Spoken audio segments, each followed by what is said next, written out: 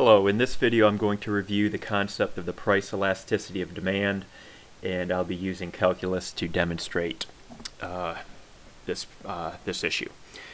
So the price elasticity of demand is just about measuring the sensitivity in quantity demanded from a change in price. Let's imagine that we have a demand equation, linear demand equation, where the quantity demanded is a function of price.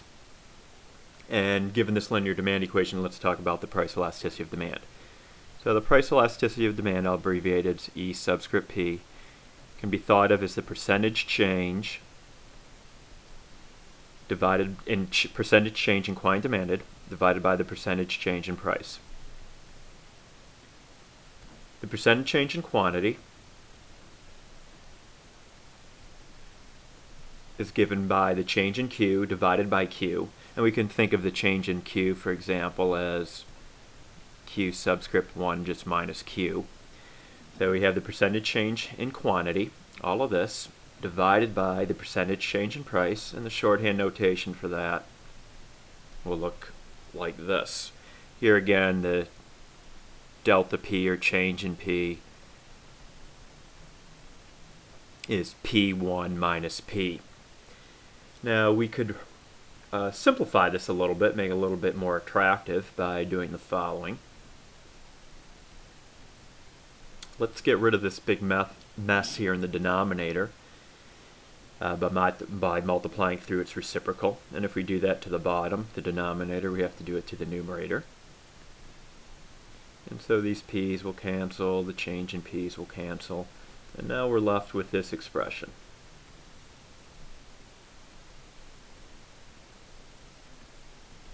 And let me just rewrite that slightly here. Let me put the changes together, collect the change terms. So the change in Q divided by the change in P times P divided by Q.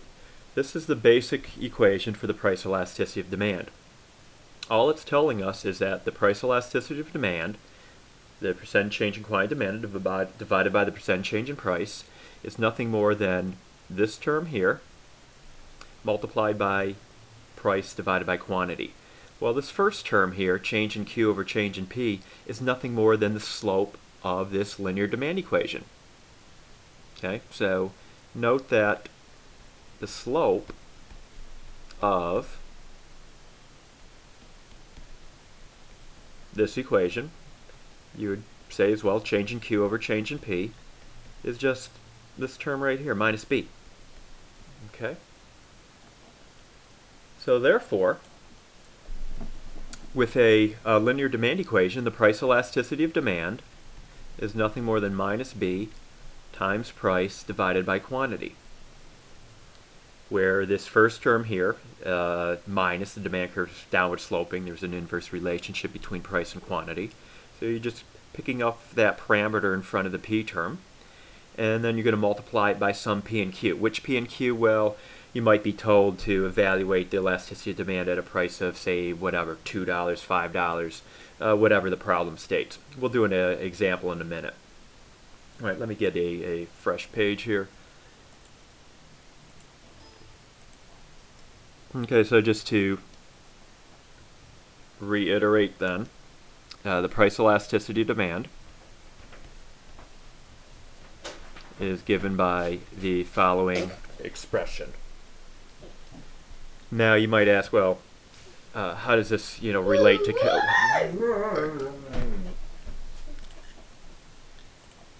Now you might be wondering, how this relates to calculus. Well, that's not a big deal. The main thing to know about calculus is that a derivative is nothing more than a slope function of the original equation. So to have this apply to calculus, instead of writing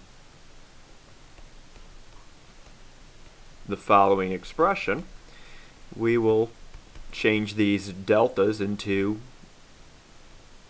derivative notation. In other words, we're going to take the derivative of the demand equation with respect to price, and all you're going to get back is the slope multiplied by the ratio of P to Q. All right, with that set up, let me do an example. I'll go over here.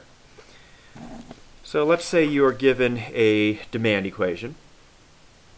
Q equals 10 minus 1/2 times P, the price.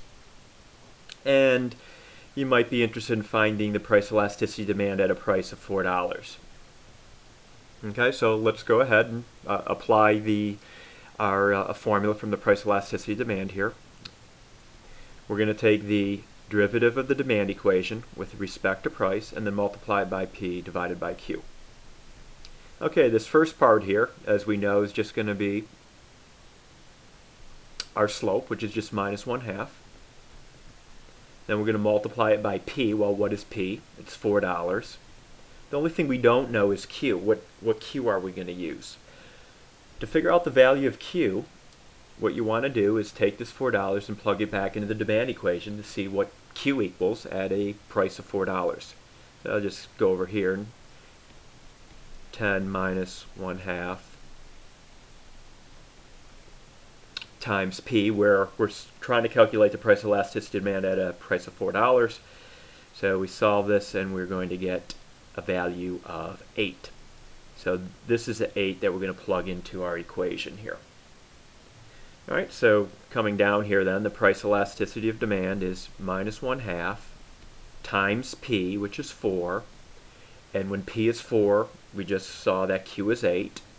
This is going to equal minus 4 over 16, or minus 1/4.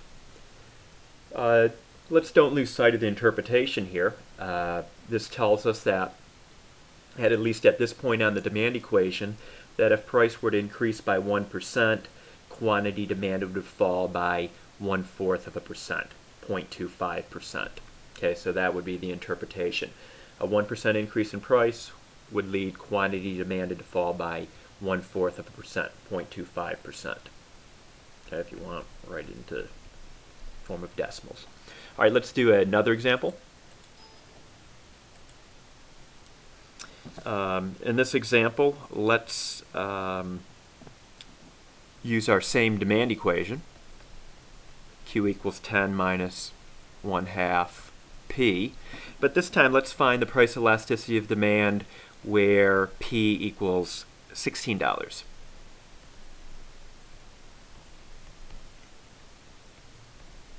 So we set up our equation that we proved and solved for.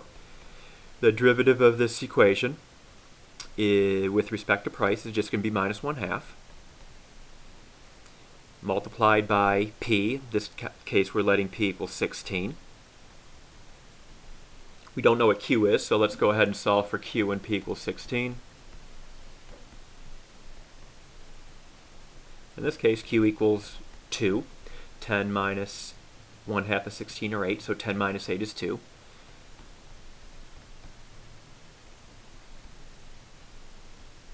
And we get minus 16 divided by 4, or minus 4. So the price elasticity of demand when demand equals 16 is minus 4. This is no accident. As you might already know, the price elasticity of demand varies at every point along a demand curve. Give me a different price and I'll give you a different price elasticity of demand at that price. The interpretation here, again, strictly speaking, is that a 1% increase in price would cause quantity demanded to fall, this time by 4%. A full 4% decrease in quantity demanded from a 1% increase in price. Okay, let me do one more example.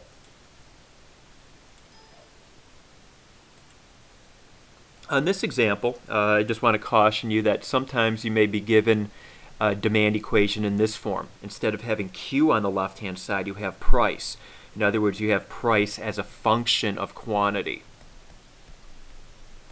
So you may be asked to calculate the price elasticity of demand where you're presented with a demand equation in this form. Technically, this is called an inverse demand. This is an inverse demand equation. So if you're presented with an inverse demand, the easiest thing to do is to turn it back into a normal demand equation. Solve this equation for Q. Okay, so go ahead and solve this for Q. So let me go ahead and isolate Q by itself.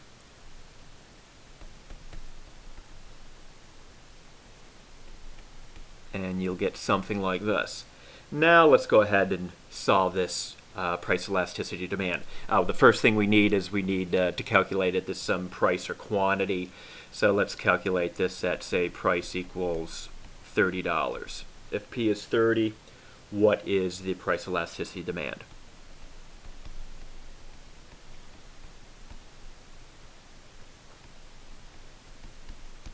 Okay, so we're going to get our coefficient here in front of the P term, minus 4. Going to multiply that by 30. We need to figure out what is a Q when P is 30. So over here, 160 minus 4 times P, where P is 30, we're going to get a value of 40. So go ahead and substitute 40 in for Q. Oops, this is just 4 here, sorry. So substituting 40 in for Q, we're going to get 120 over 40, or just minus, oops, get my minus in there, minus 3. So you just need to be careful in solving these price elasticities demand. If you get an inverse demand, go ahead and solve for Q to get it into the regular demand functional form. Okay, I hope you found this video helpful.